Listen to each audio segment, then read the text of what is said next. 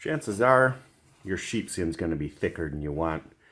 You could just trim it later. There's a few different ways you could do it. You could just strictly go with a pair of scissors. You could also use an attachment. The only problem with an attachment is you almost have to comb this out first before it's going to go through there well enough.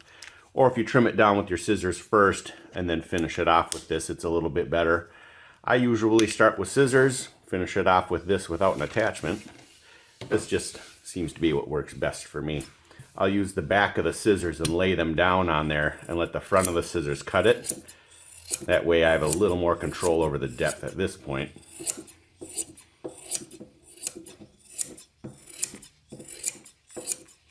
I usually go around the edge too, just so those long ones aren't distracting me.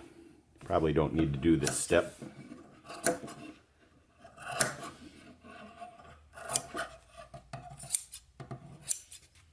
Once I feel like it's a little more manageable, I'll come in with this. But instead of just trying to guess and hold it at a certain depth, I'll place the back of this down and just tip it to control my depth. And I'll press down a little bit, but not too hard. If you go too fast, it's not going to cut it. So go just a little bit slower.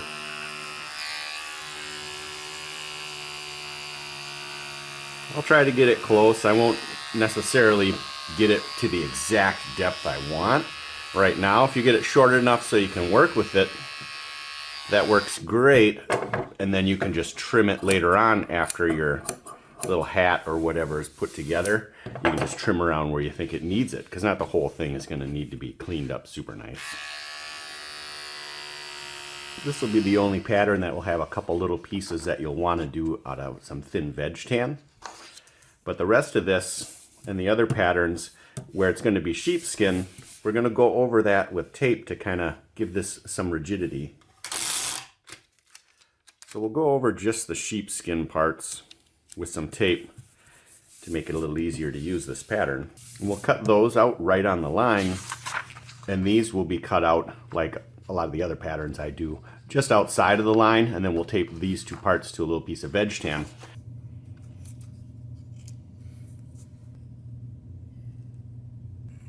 With these two little veg tan parts, you can cut strips the correct width and then have these templates set so you can just punch a ton of these out if you plan on making a whole bunch. Or you could just do the old school method where you're taping this straight down, and we'll cut these out after we poke some holes.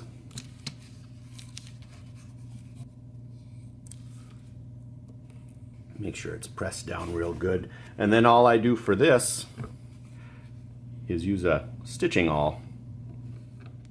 And I just make sure I'm poking through far enough, but all I use is this stitching awl here.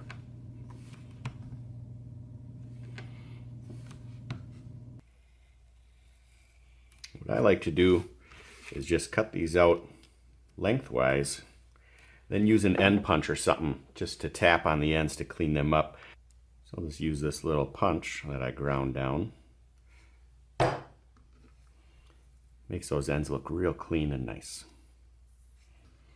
The sheepskin parts are going to be just a little bit different. And what I like to do for those is you can cut out little sections like I do for my large hats, but a little hole punch, like a 1/2 inch, just to get some sections out of the center. And I'll use that to tape this part down. We'll trace the outside of it. With my big hats and patterns, I'll usually do this a little bit different. Punch all these holes and then mark it with a pen. You can do that, and you can check out one of those other videos if you want to see how I do that. But since this is all scraps, I do a little bit of a different method. I'm not as worried about wasting a little bit of extra that might be on the outside. I'll start by just taping the center.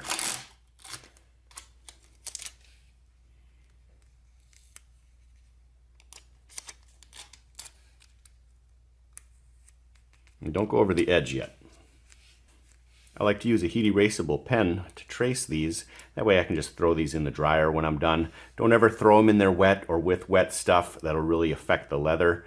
What I suggest doing, put it on your lowest setting, see how that works, and you can always turn it up just a little bit. But this white one especially doesn't really appear at first. It takes like 30 seconds for the ink kind of to start to appear. Once that ink appears, I'll just tape over the whole thing.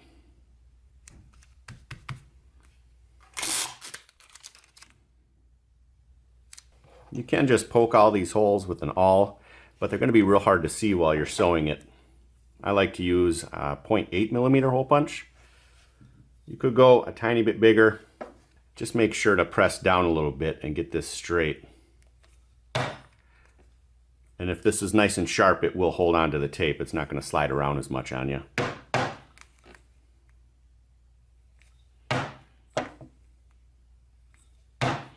The needle will go through a little easier, and the holes are going to be easier to see by going with a little hole punch. Peel this tape off. If your tape's a little too sticky, you can press it against a shirt or some material to make it a little less sticky. The tape I'm using here isn't overly sticky. You can see the holes are actually pretty decent to see. I find scissors work great. You can come in with a razor blade or something to really preserve as much wool as you want. If it's where stitches are, it's not as big a deal because that seam's going to be sewn.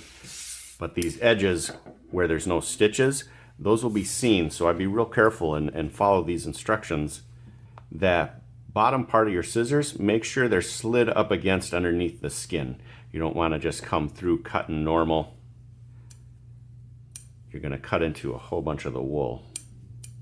And little snips seem to work better than the big ones.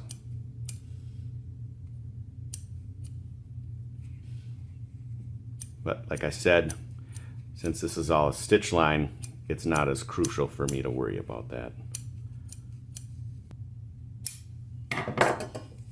Just pull some of this excess that's floating around so you don't make a huge mess while you're working on these.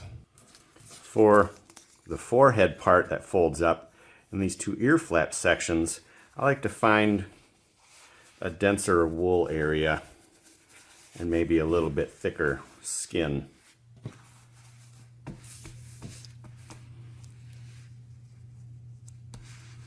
And same process as before.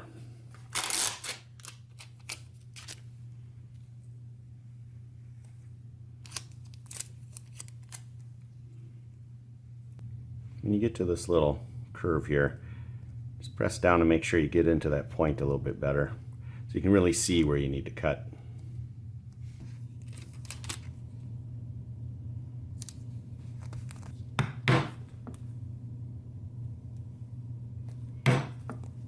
The only difference with this particular part versus the other ones are these internal cut lines.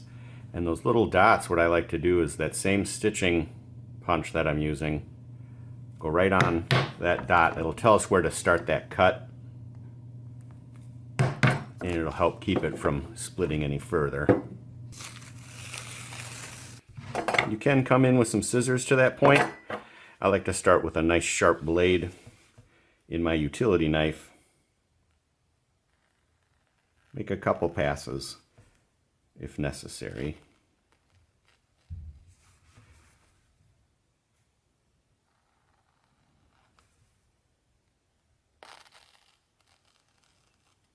And just get those started. And I'll finish it all out with my scissors.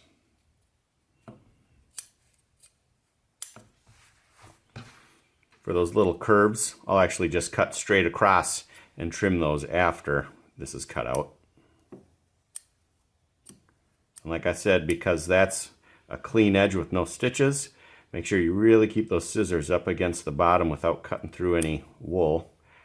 You can also cut this line with a utility knife. The process for this, for all the other things, is going to be the same.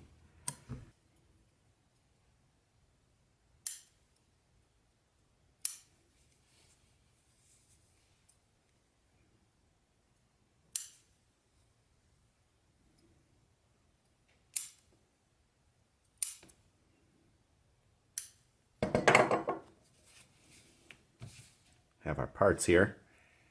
And as far as the thread length, I'll go like 5 times the length just to be safe. I'd rather have too much than not enough.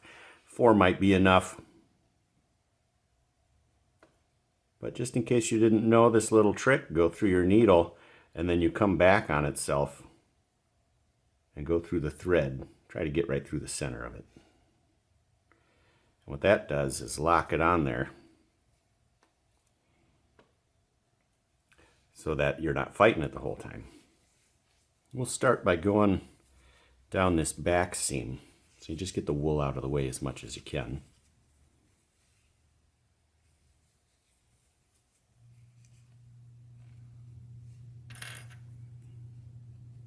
Clips to help hold everything in place. And I'll take a look at the hole and make sure they kind of line up.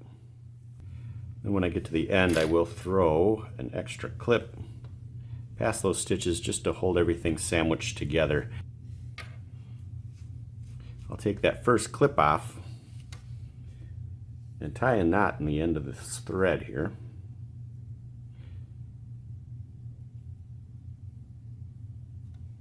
And I make sure I have enough on the end of this because we're going to tie the two ends together when we finish up.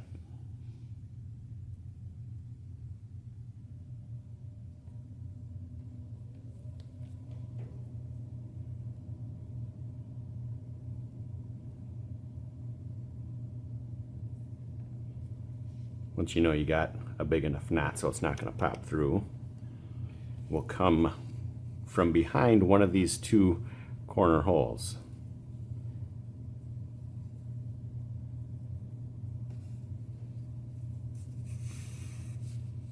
And we'll push that thread through the bottom of this to keep it out of our way. And that's actually where we want it. We want it to be to the inside. First thing I'll do is go through that hole a second time.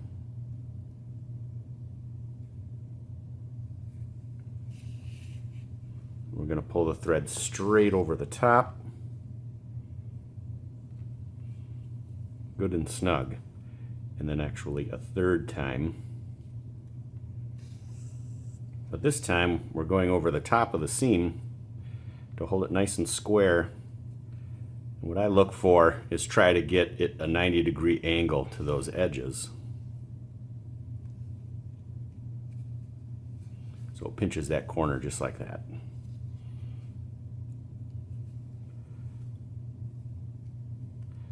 Next hole, and we're just going to wrap it around and check and make sure it goes over evenly. Pull it snug.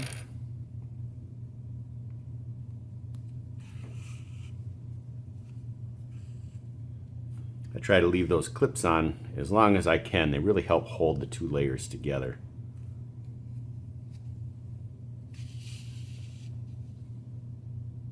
Make sure each stitch is even. When you get to that last hole, we're going to do the same thing as before, over the top and then over the back of the seam.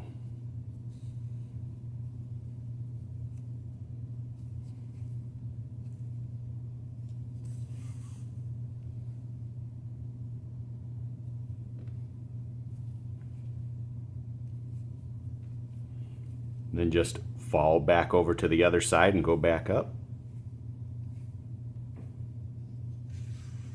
This is where you'll want to look and make sure it crosses over the top at that same point as the previous stitch.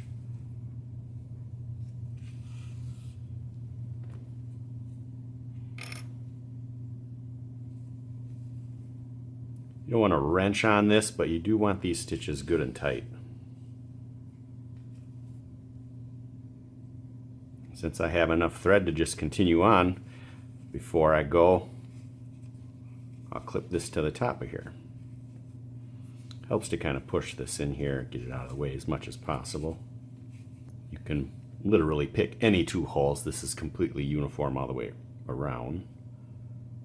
And each hole will fall on either side of this seam. That seam goes right in between two holes, because that hole on that side of the seam will be going to that one, and this one will be going to that one.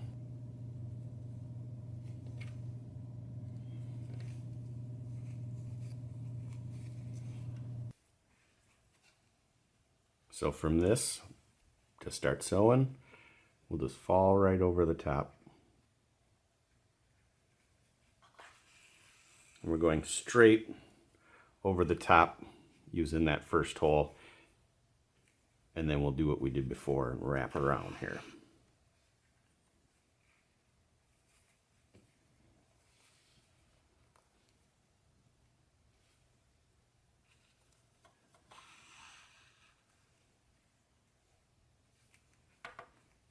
Going to want to loosen up just a little bit more on you while sewing the top on, so it can be a good idea to throw a clip back behind there.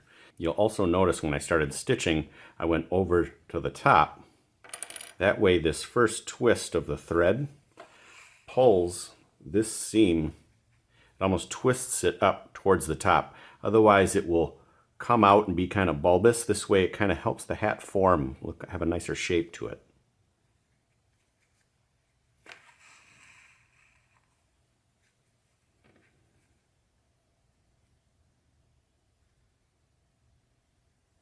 We're going to go over to that first hole we started, so it crosses over the back of that seam, and then we're going to hop right back over to this hole again. It crosses over the other side of that seam, and we'll just continue back around.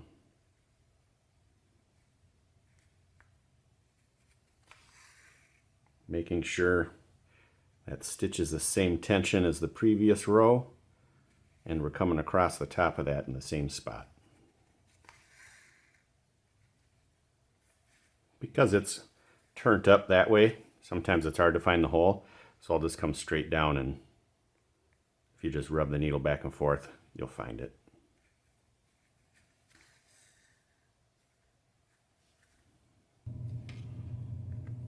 Hole we started on, instead of coming back through, I'll just go to the inside of the cap.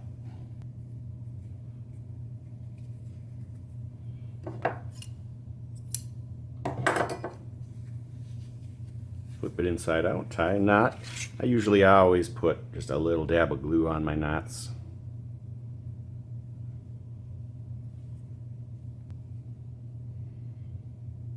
You don't have to trim around here like I'm going to do. I find it looks a little bit cleaner. I do it with my big caps too usually. I'll just do this top edge first to make it a little bit easier to see what I'm doing. And then I'll round it off just a little bit. The rest of them I'll trim once I have this glued up so I can really shape it to how I like. So this edge will go right up to where those stitches are, like so. I'll get a fold kind of started, put some glue in there, and throw some clips on it.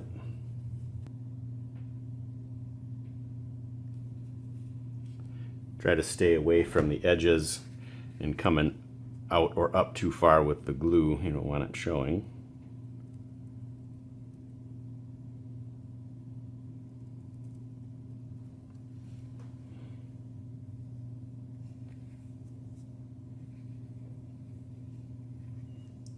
Fold it right up to where those stitches are.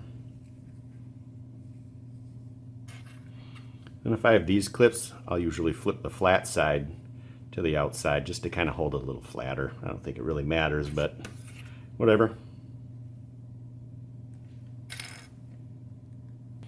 I'll wait to trim around there until that's all dry, but I'm basically straight from that edge,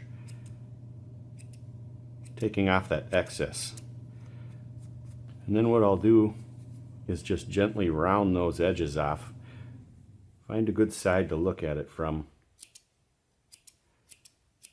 And that might be a little thick too, so I may go in and just shorten it up a little bit as well. These neat little straps, you can actually strap this down if you want it up or whatever. They will do everything a normal one of these caps will do. I'll start by coming from underneath and straight back through, and we'll tie the knot on the furry side.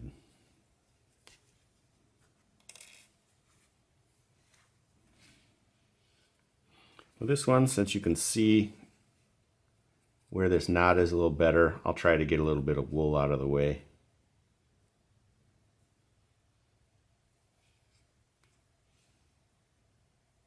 Be real careful not to get glue where you don't want it, just a little teeny dab right where that knot is.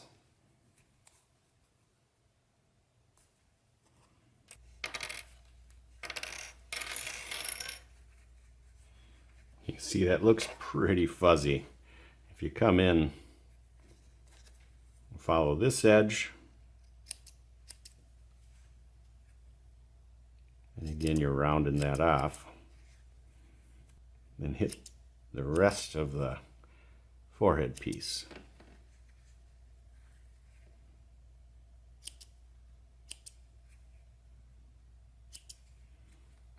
Still looks a little bushy, and this is a good opportunity to really shape it how you want. That's why I leave it just a little bit longer than I want, because then you can really refine the look of these. And even across the fold. You can kind of pull out to see where you might need to trim a little more. And there's a little trapper or a Ushanka hat. Ushanka? I don't know how to pronounce that. But you can fold these back and go behind here like that style, or fold it up and go over the top of the head. I just sew where I want it to stay. Getting your sheepskin and all your parts ready to go is going to be exactly the same process for these other hats. Technically, you only need to cut one out and just reuse it if you want to make a more reusable template. But I do have the 4 in there just to make it easier to piece out and make sure you get them where you want them on your sheepskin. The only thing I suggest is making sure these edges are a little bit thicker. They have enough wool so when you fold it up, that band will look nice. Let's take 2 parts. We're going to start on the tips where it's sewn. These open ends will always be facing down. Just take a look across and make sure the holes are lined up before you start clipping. This one is a little different, you'll see why here. But same as before, I'm coming up from underneath inside of the hat. And once I come out, grab a little clip just to sandwich those 2 parts together, make it a little easier. Now the difference between this is that peak of the hat. We're not going to be going over the top of this seam, only across it. So my first stitch is going to go straight over the top, nice and tight. And then from there, we're going to just start going down right away.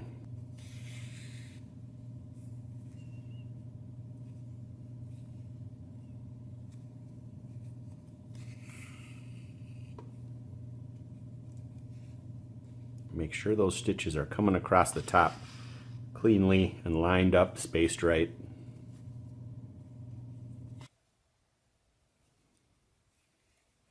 Where we end on that open end with no stitches, this is where we're going to do over the top and then over the end of the seam.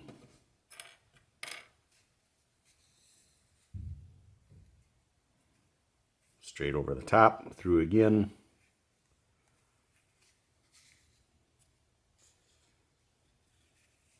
And whenever we do these seams, I'm looking at that 90-degree angle, trying to get this one over the straight, that one over that straight.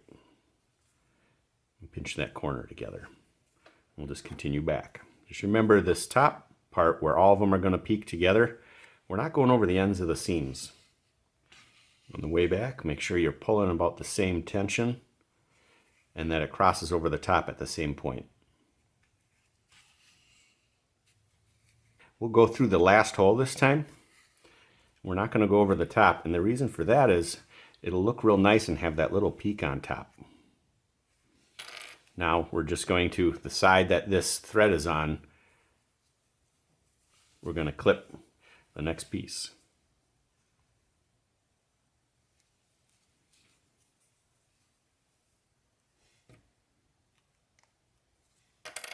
Right from the get-go, we're just going to go right straight over the top.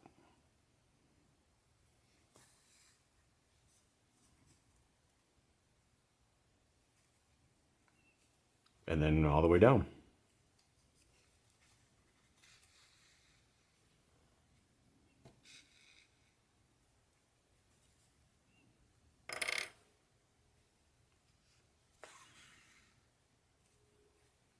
Just to reiterate what we do when we get to the last hole on that straight side, second time through, to go straight over the top. Make sure it goes straight over the top. And then this third time we're going to go over the back.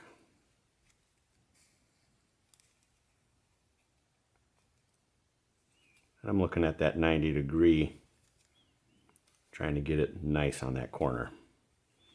And follow it back.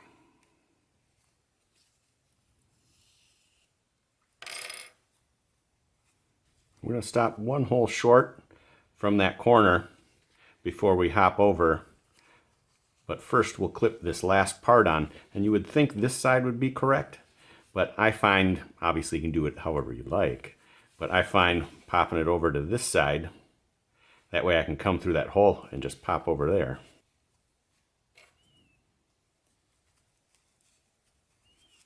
I'm just trying not to have too many stitches hopping over everywhere constantly.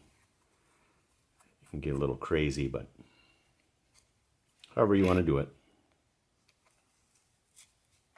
So now to finish that last hole, we would hop over and come straight through, but instead of coming through on that side, we go straight across. Actually, there's a lot of wool in the way here. You don't want too much of that getting up in there. So I'll be coming around to the last hole, but instead of coming out this side, I'll go straight across and come out on that new piece. And that's going to want to come apart, so I'm going to put a clip right there. And I'll go straight over the top and go down that whole side. Again, I'm stopping one hole short of the end, and I'll clip these other two parts together to finish up the hat. So when I come around that last hole, I do that same thing again and go straight across instead of coming out that same side. I'll just go straight over the top and work up my way down.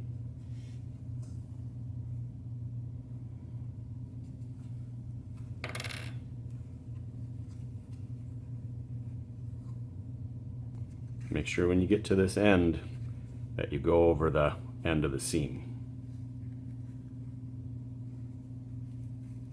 I almost ran out of thread here, but I think I'll be able to make it work. That's why I think 5 times the length is probably better than the 4. Maybe even more than that. I'd rather have too much than not enough, like I say. But when I go through this last hole here, that's when I'll just go back to the inside of the cap. And I'll tie those two ends together. That way you don't get all those extra knots or anything on top. It looks pretty clean.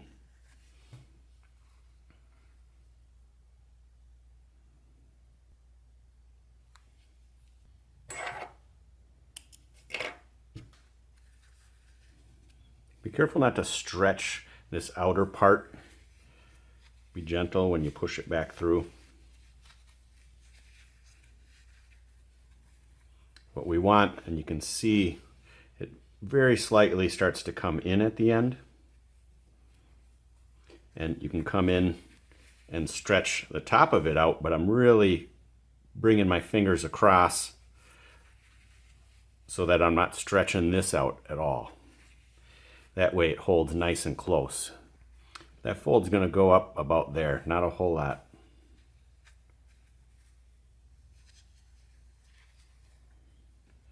Figure out where that fold needs to be.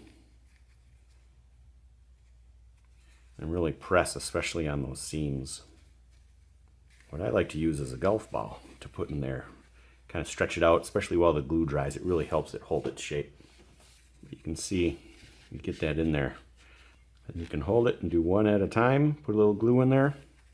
Or unfold it, put a little glue and fold it back up. You can tap it with a little mallet or something, especially while it's on here.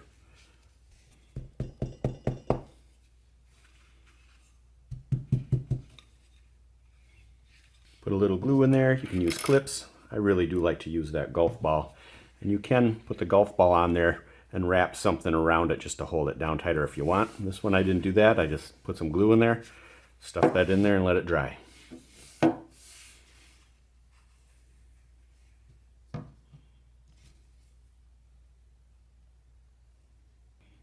That might be a little too much. You don't want it oozing out.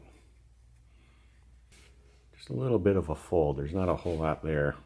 So I'll feel and make sure it's uniform all the way around. And take a look at the hat.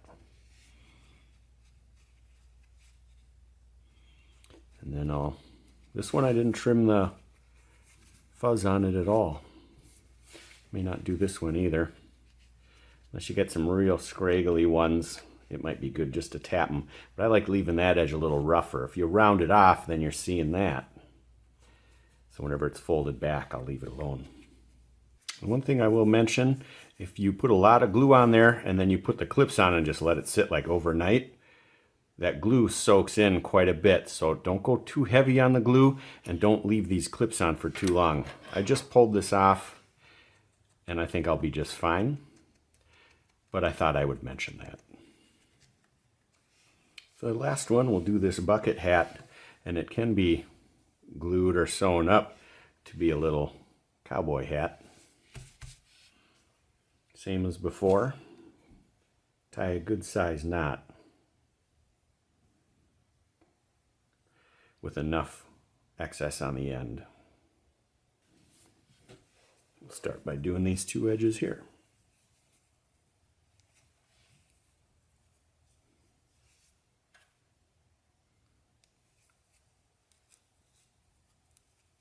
Coming in like before, the inside of the cap. This one, both ends will go over the top and around the outside of the seam. If your seams open up, or if you got a lot of fuzzies coming up, one thing to keep in mind is not put your needle through and then find up to the hole. If you come through it and then go down, kind of push those fuzz out of the way, it can help a little bit. So this one will just go straight over the top, then we'll go over the outside.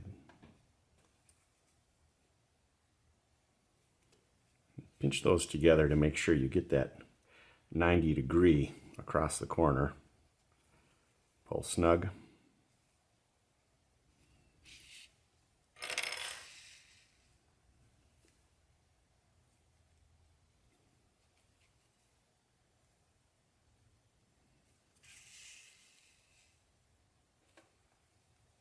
Same thing on this side.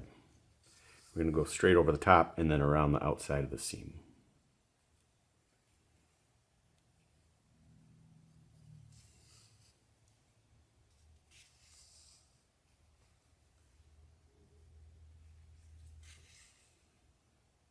Then we'll put the brim on.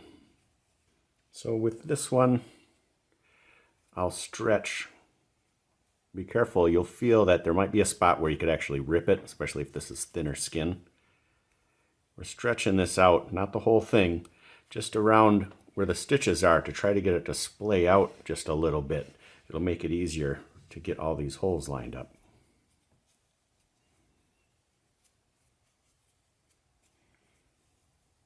That side's not as important as doing it to this side, and this side will rip easier even, because it's a lot easier to really wrench on it. Just a little bit of a stretch to try to open that up.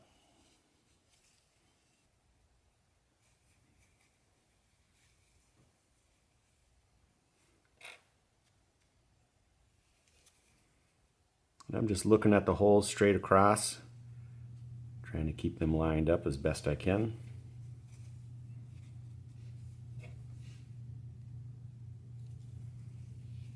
Another thing that can make it a little easier on you is don't put these clips back too far. If you just get just enough of it to hold on to it, you won't be fighting it nearly as much. Just make sure you use something if you need to get some of that wool out of the way. And I'm just looking at these holes, and you can see I need to kind of pull this one back to get it to line up. I have this hole representing that one here for that side of the seam. So we'll just fall over to this side first off. Let's work our way around.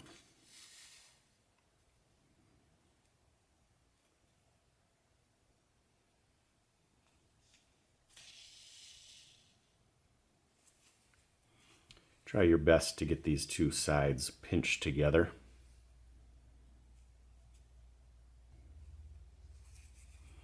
Once you get to the other side, I'm going to go through to go straight over, but I'm going to hop over to this other side. And then I'm going to go straight over that one and hop back to the other side of the seam again.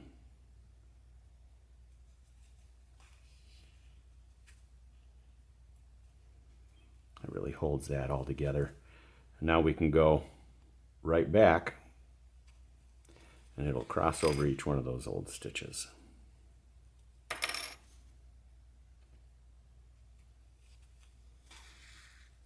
Going back's a lot easier than coming around the first time. I try not to pull the stitches too super tight on this. I don't want to shrink that down too much.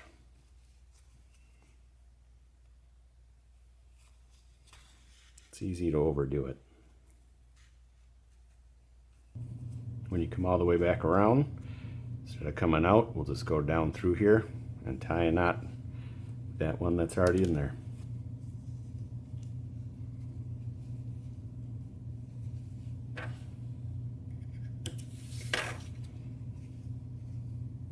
Since this could show a little, I will get rid of some of that stuff that's going to be underneath the thread. Try to make sure that knot gets down in there a little more. It's a good idea to kind of stretch, set those stitches in there a little bit. Don't overly do it. And last but not least, we're going to put the top on here.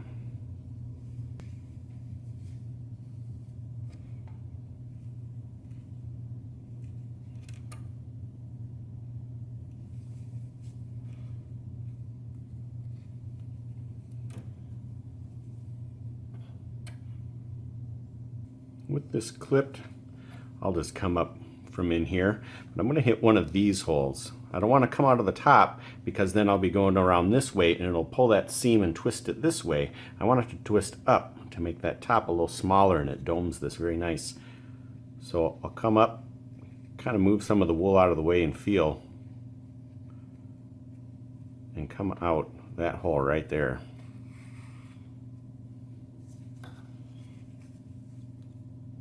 And go straight across.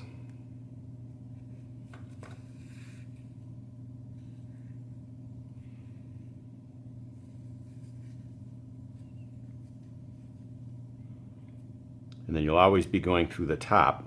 If you're coming from the side, go back and fix that.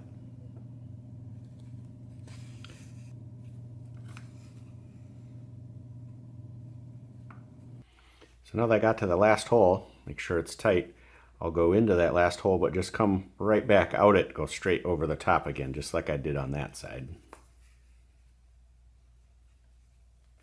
And then continue all the way back.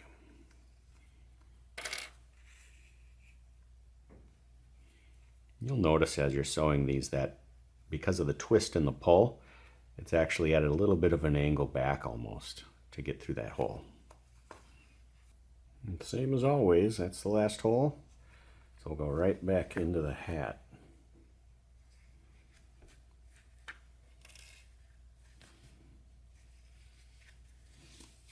I find it's easier if it's just inside out.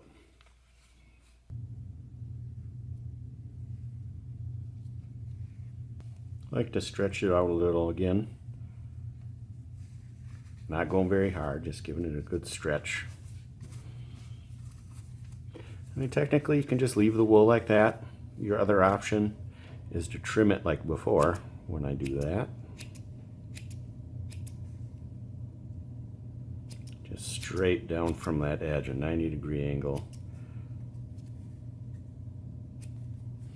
It's a little thick, You can thin it down before you round that corner off, just to make it more uniform. But you'll come in at a little bit of an angle. Just nick that corner down. If you want to make this into a little cowboy hat, you can fold those up, sew them, glue them down. I usually try to get that bottom seam up a little bit so that that's right in line with those stitches there. Don't go overboard. It can soak through. Don't go quite to the top where it'll go on either side.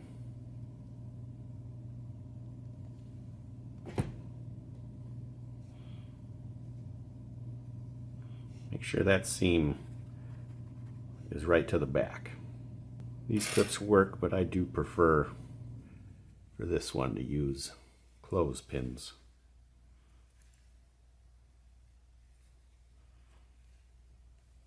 Little sheepskin cowboy hat.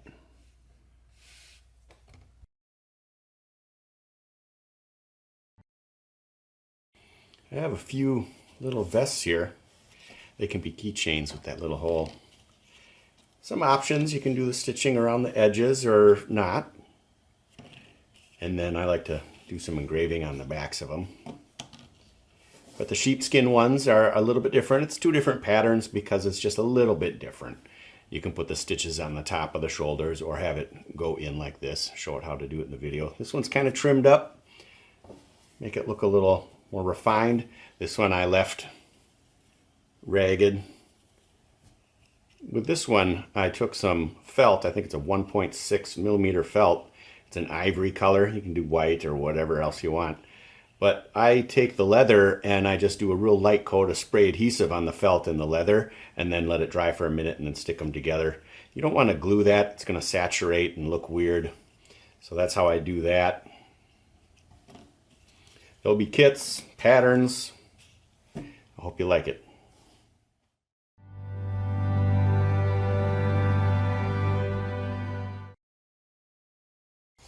Going to start by printing out your pattern.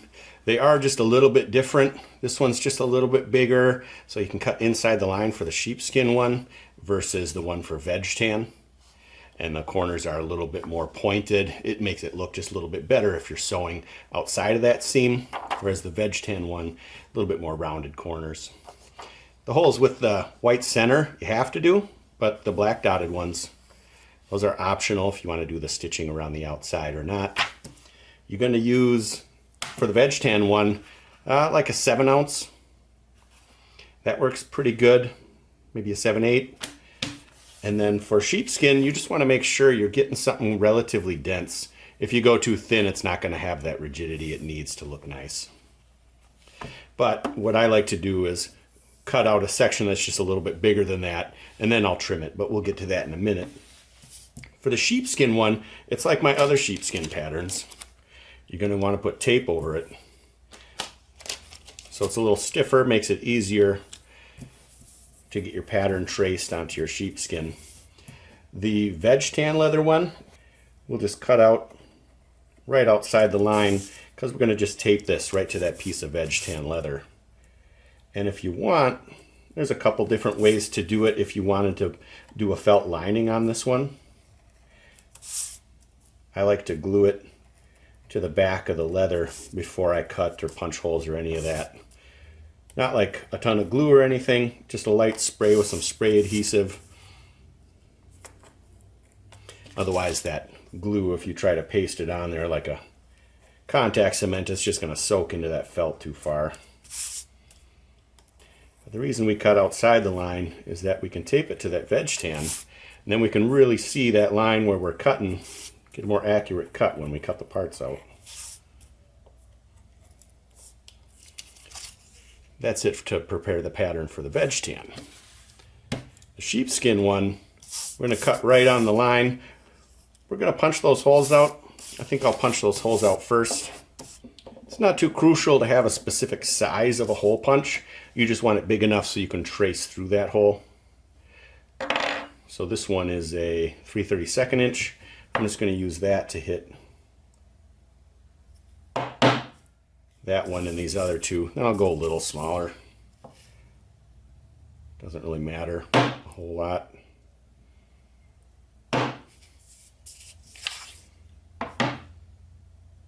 And for the stitches, I'm just going to do a 5/64. So those ones are optional. You can do them, you can skip them if you want that stitching around the outside edge.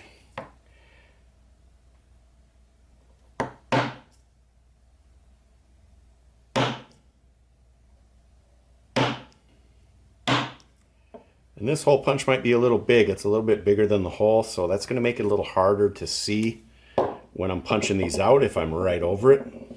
So I will go a little bit smaller. There, now I can really see that I'm centered.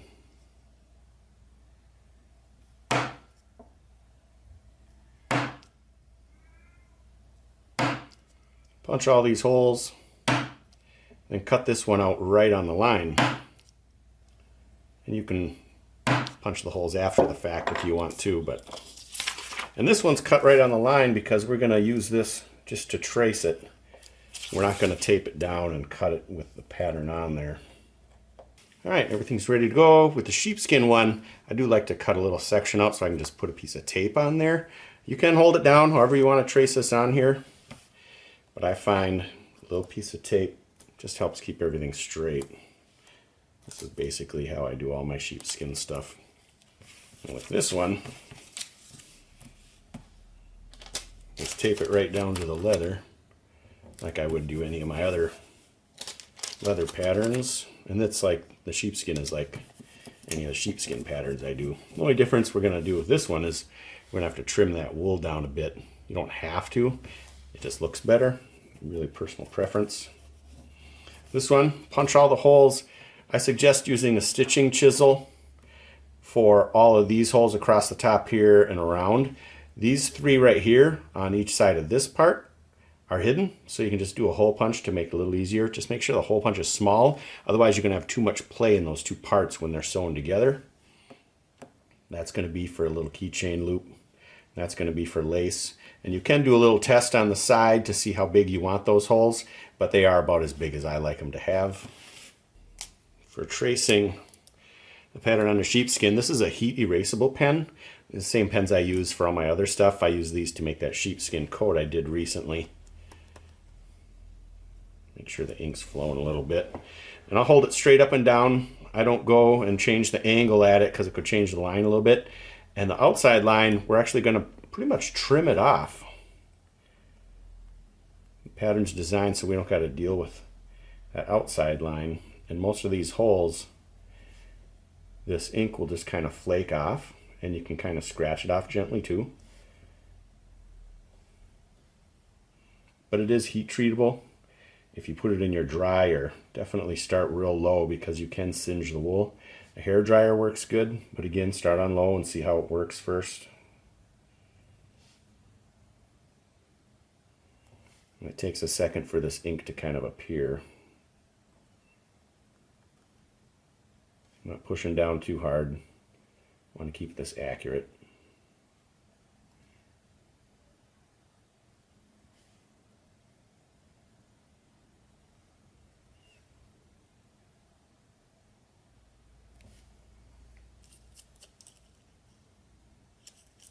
Getting a little low. You'll notice when you use these pens, it goes through ink real fast. So I buy little packs of like 14. Those last for quite some time.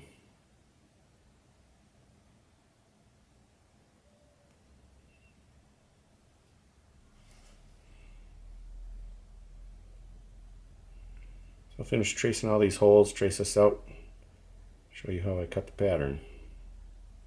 You can see how bright those get after it sits for a little bit. This one doesn't have those extra stitches. This one does. And then you can do just leather, but that spray adhesive to a thin piece of felt. I think that's a 1.6 millimeter. You don't want it too thick. And then just a light coat of a spray adhesive on the felt and the leather. Let it dry a bit. Stick them together, and then you treat it as if it was just the leather. You can use a hole punch or a stitching chisel on that. This is just a small 1mm hole punch. That's what I like to use for the sheepskin ones. I think we'll do this one.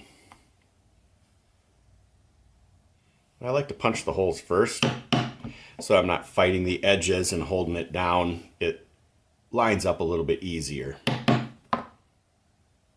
Make sure your hole punch is sharp so it grabs the sheepskin here. If it's real dull, it can slide around and misalign the holes.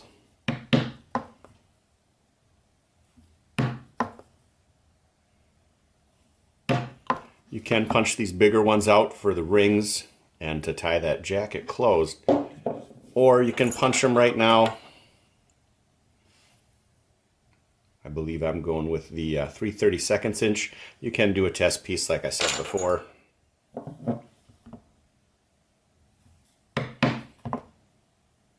So I like to use a stitching chisel for this one. However,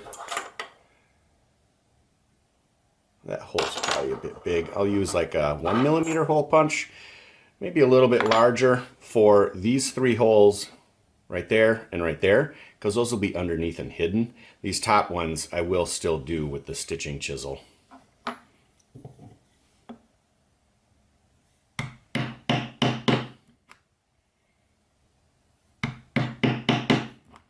You can do all of these with a stitching chisel too. Really personal preference.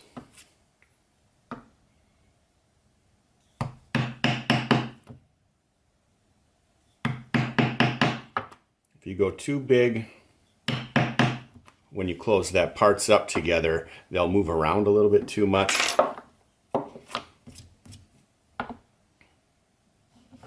With the stitching chisel, it's got a flat side, so I'll always make sure that flat side's lined up with the edge of the pattern.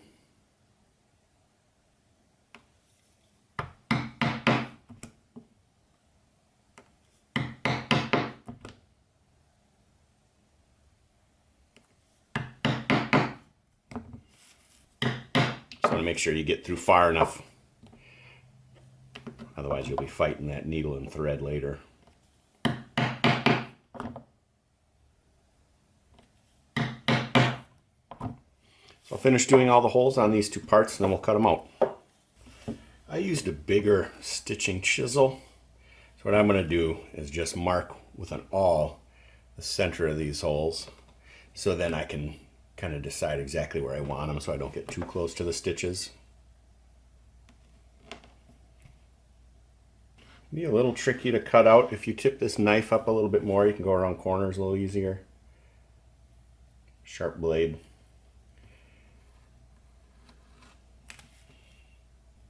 And I'll come straight off of those. And then I'll just nick those corners after the fact. Trying to go around that right now can be a little bit difficult. They won't come out as clean.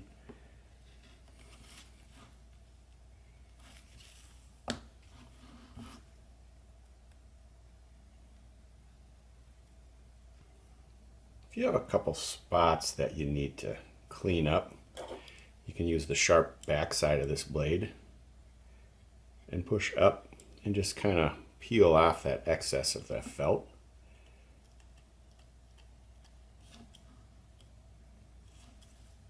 Just let that back of the blade come across those corners and just nick them to round them off. And technically you probably don't have to do this, but for this one it'll look a little bit better. For the sheepskin ones, you want them corners to be a little more pointed. It'll end up looking better that way, but be careful if you're going towards the part. You can hit it with the back of that blade and mess it up. I got a couple little fuzzies left there. I'm gonna come back with scissors and cut those off instead of trying to pull it. But that one's done. How long you want to leave the fur is up to you. I like to cut it down pretty low, maybe like half of what's there. There's a few ways to do it. I'll just grab a pair of scissors and kind of hold them straight across it.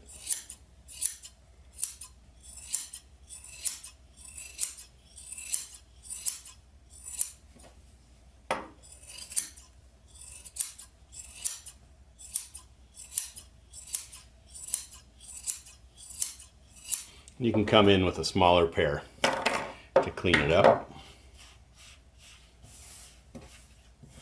I like to do this beforehand too, because sometimes the edges don't always get hit as well. But you can kind of go across this just to make sure you can see everything you're doing.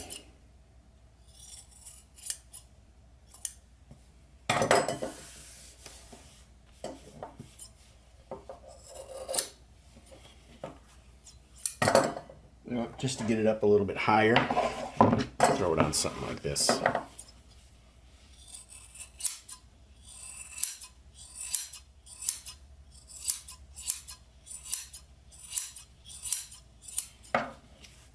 I've tried like razors and stuff, and for some reason they don't work very good. Trying to just thin this out. You can kind of feel the density too. See where it's a little too thick still. Once I get it close, then I'll cut this out. It's good to do this on a little separate area of your table or even outside. Out of sheepskin stuff, this makes a mess. The other things I do, it's a lot easier to maintain a clean area, but doing this is pretty messy. So when you're cutting a pattern out, just use the tip of the scissors, hold it up against underneath the skin, and just do little clips. What we're trying to do is just barely cut that white line off right on that internal edge. So we don't got to deal with heat treating it or anything to get rid of that ink. And it wears off too. These pens I use, they don't penetrate the material. It kind of sits on the surface. So it's not like a huge deal to try to get rid of every remnants of it. A lot of sheepskin coat makers and things will just use a real sharp razor blade or something to cut parts out. But from classes I've taught and things, this is still the method I use. I can just get better results, less errors. Might take a little bit longer.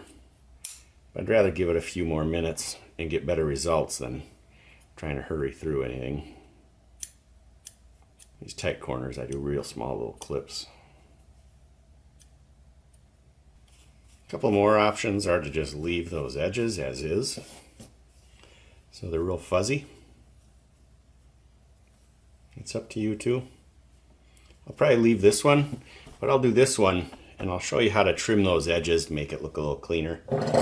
Personal preference. This one I'm going to trim how I actually like to do them, and I'm cutting straight across from that edge. I'm not angling it in yet anyhow.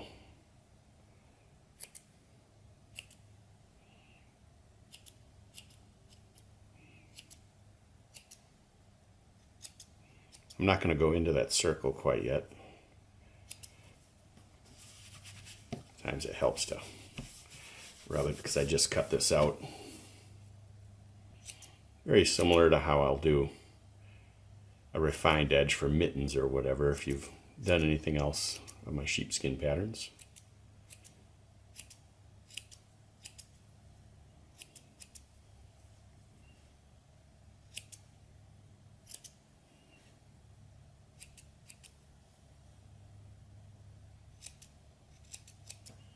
Then to get into those curves, I'll just fold this over, match those edges up.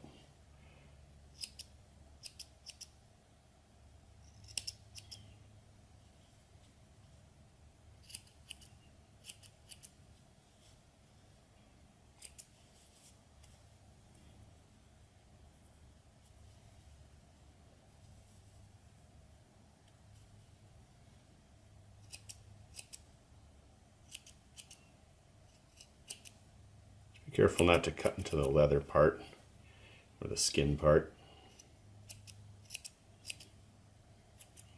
So once I get that straight across those edges, you can go across and refine it again, but I'll curve those edges a little bit.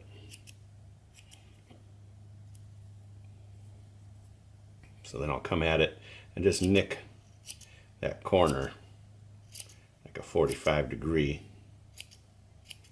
Can always take a little more, so I'll be patient.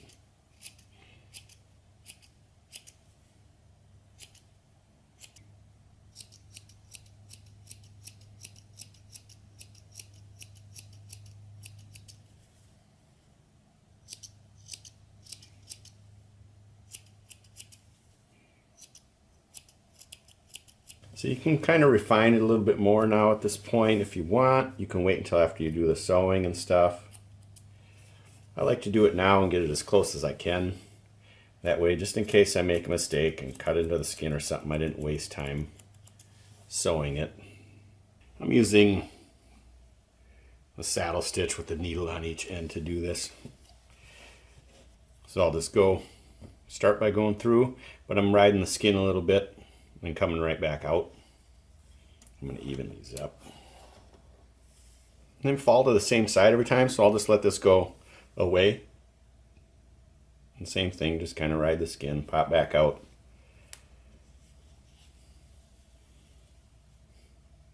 So I make sure to kind of pull that down a little. That way the stitches will look nicer if we're falling on the same side every time nicely.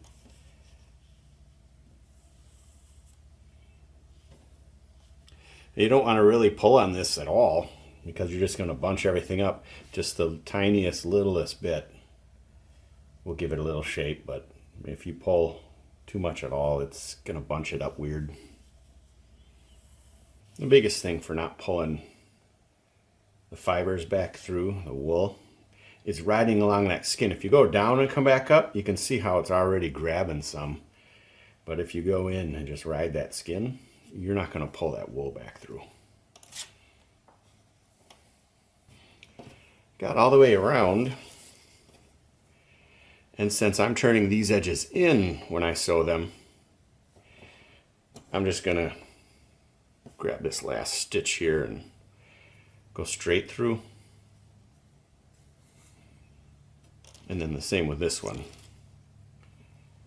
And then I'll tie a little knot. Because these stitches need to be pretty loose, and then the ones where we're sewing the two ends together need to be a bit tighter. So I don't want it to tighten up and bunch anything up down the road.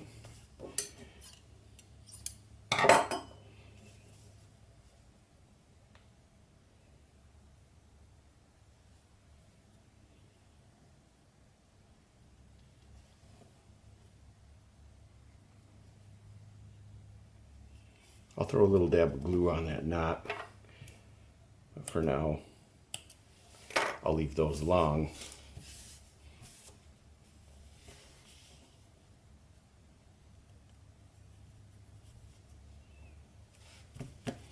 So that's that. Now I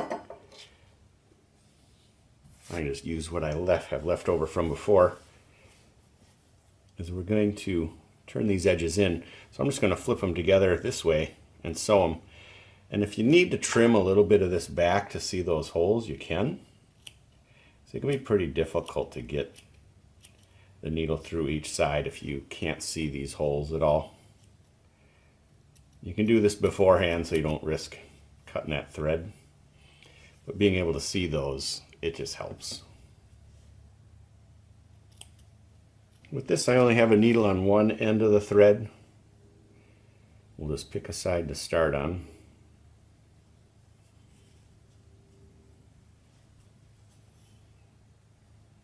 Leave enough to tie a knot. Just hold it with my thumb. I'm going to go around to the next hole.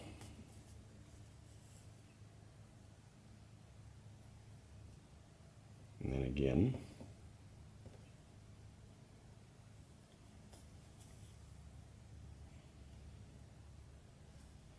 I'm going to go around the end on that side, so I'll just go through that same hole again. And then make sure this goes over the outside of the edge.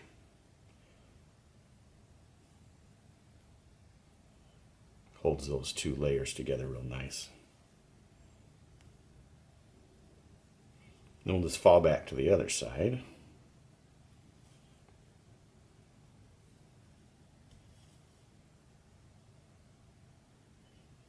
This is the exact same way you'd sew the other sheepskin. If you were putting the seams to the outside, you would just pinch them together the opposite way. But I'll go over that just to make sure we got all our bases covered. Go through that first hole.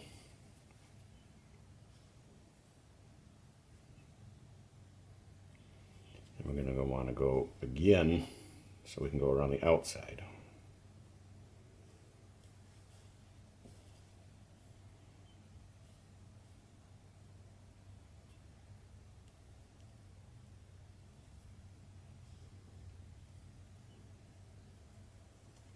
And then I like to do like a saddle stitch so that seam doesn't open up when you flip it back. So now I'm just going to go all the way down and back, just with like this single thread.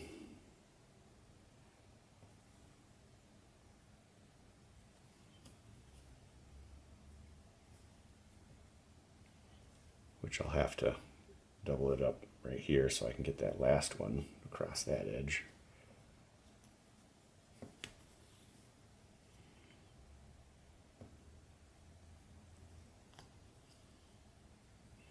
Then what I'll do is just fall back through that center hole and then tie these two ends together.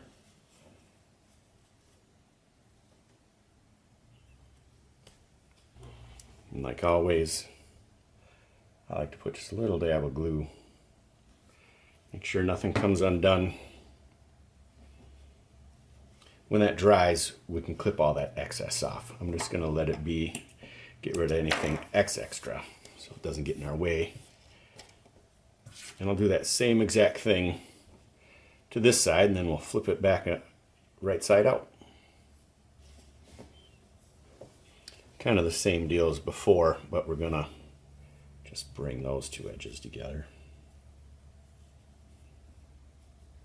I like to kind of get as much of that down and out of the way as possible. Can put a clip on there, but it's such a small side. So what I'm going to do actually is start in the middle. I'm going to start in the first hole there. And I'll kind of hold that excess. Same as before, looping it around. So we're on that first hole, so I went to the second hole so that it's crossing over.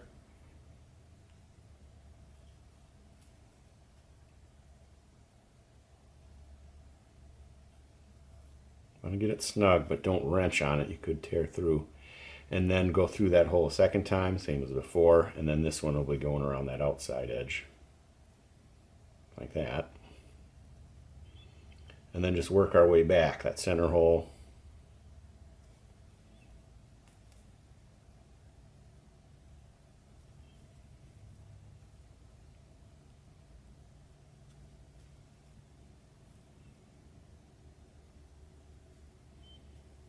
First one, go through that first hole again.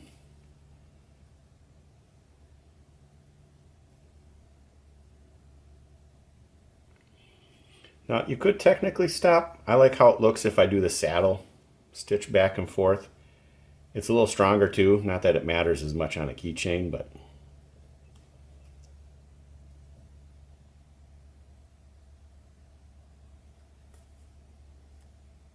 then this last one, I'm going to just fall to the inside. Did I miss a hole? I think I missed a hole. If that's the case, you have to take the needle off. You can't go back through the hole. You're going to grab wool and cause more problems than you solve. I did miss a hole, so.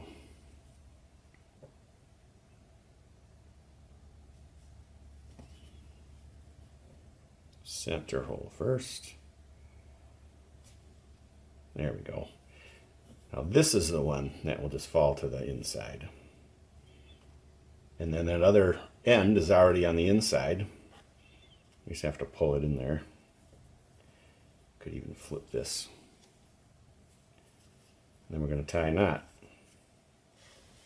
This is pretty furry, so I'm going to kind of get some of this out of the way so that knot drops in there.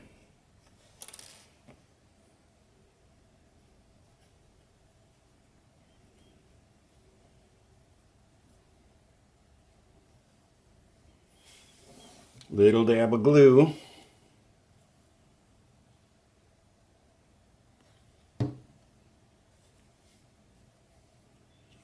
And usually I'll wait till that dries to cut it close, but I'm going to risk it.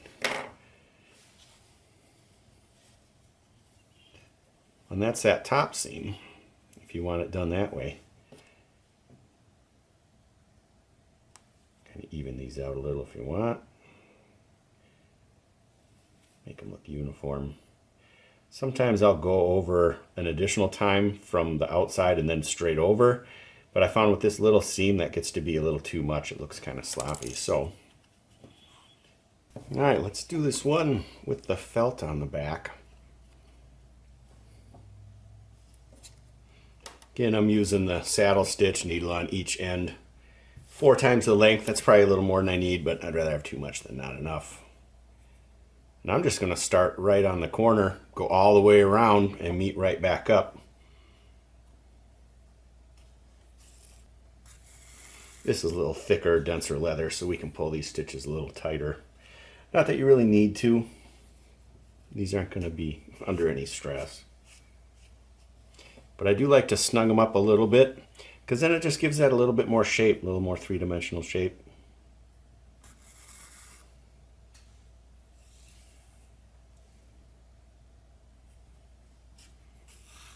You throw this in the stitching pony and really burn through this quick, and then we'll come right back. On that last hole, again, you can do this however you want, but this is how I do it.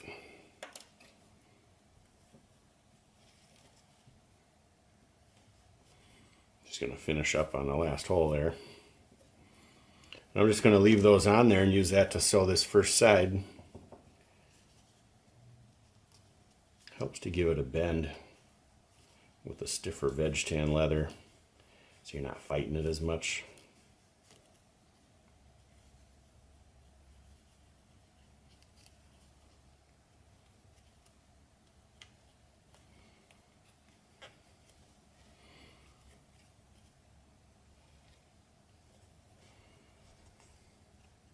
We'll start by this one that's up. I'm just going to come through and leave that right in the middle. Actually, just cut that off, let that be. Then this one that's on that first hole, that's going to come down that first hole on that.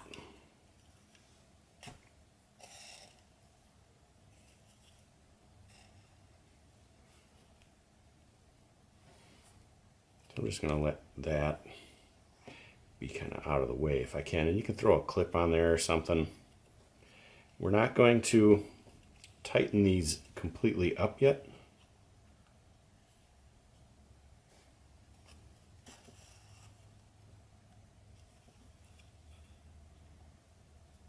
Let's go through one side at a time.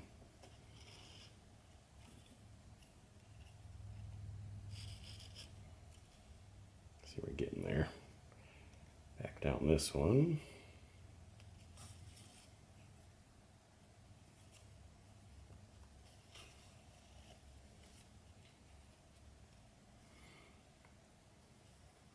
Now I'll tighten it up, and what I'm going to do is hold that where it should be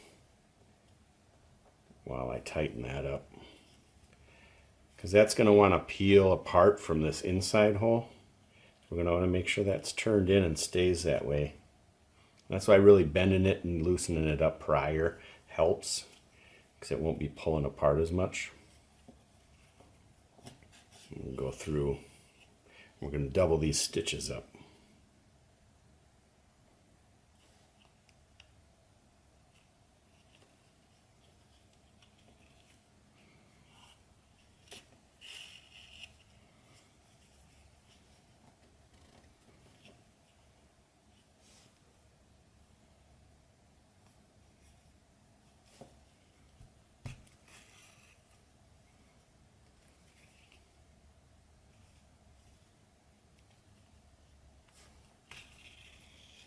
Okay, so I want to tie that knot in between them two layers.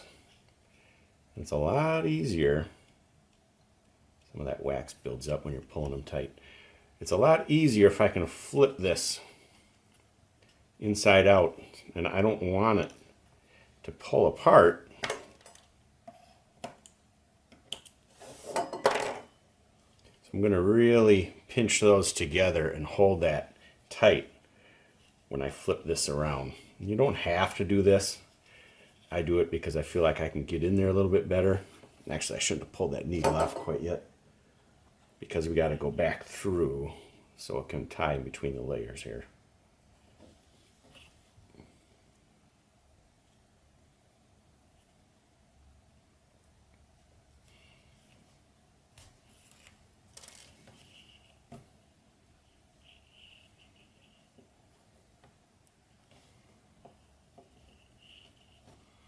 Just a little bit of glue.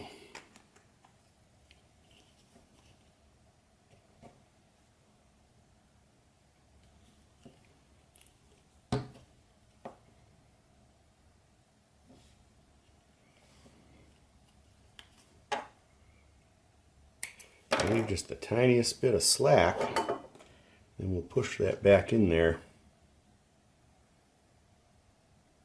Not all the way through, just down past the edge. And then pinch that again when you flip it.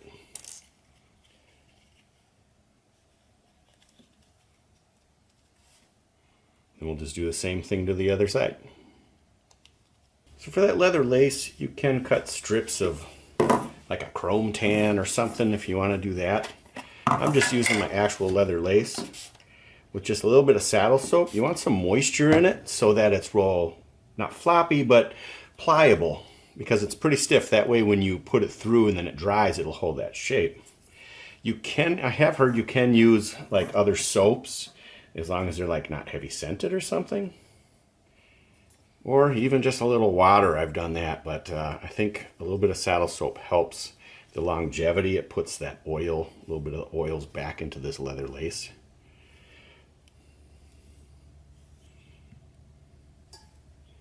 So I'm not putting a ton of that soap into it. I'm not really yanking on this either. I'm just working that in until it gets good and floppy.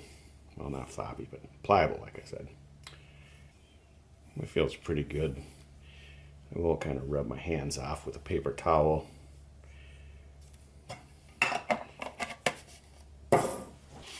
And get rid of the little excess on there.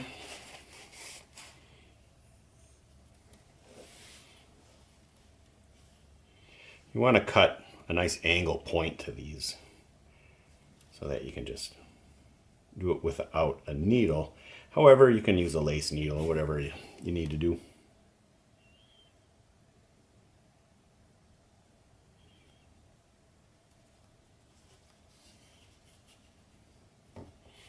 Through that way, with the good side underneath, we'll come over like that, and then we're going to pull that over the top of that one underneath there, so it kind of will lock it in when we tighten this up.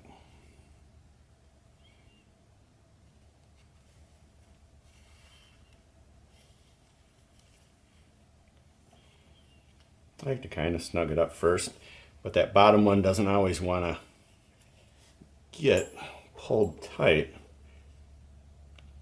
So I'll grab something and get it tight underneath. And then pull the rest of that.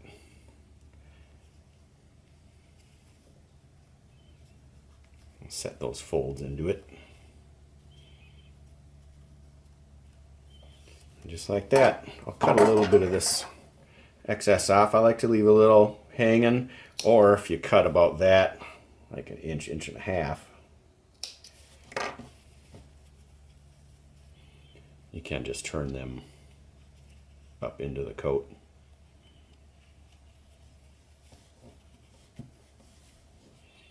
Little sheepskin vest.